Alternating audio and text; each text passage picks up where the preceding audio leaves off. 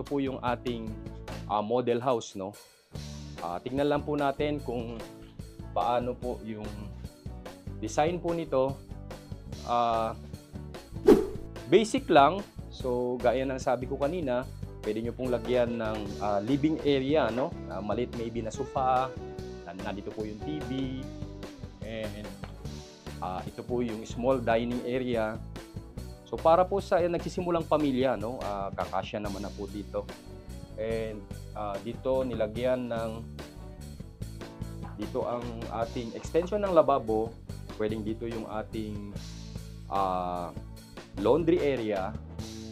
At ito ang ating kitchen area, no? So, pwede pong ganun ang ating gawin kasi spacious po ang ating likod naman, no? And sa taas, so ano bang ginawa natin dito sa taas, no?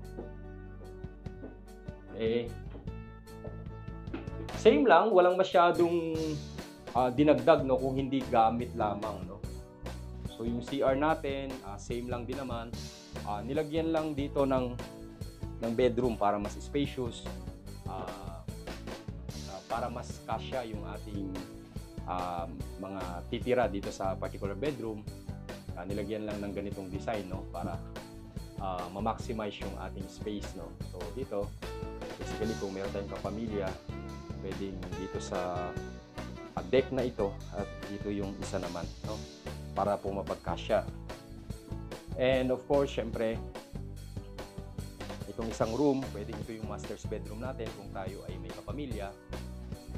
And dito ay ito kasi yung sa ceiling doon sa may atin pong stair, tapos nilagyan lang po ng cabinet para mas ma-maximize po itong ating area po na ito.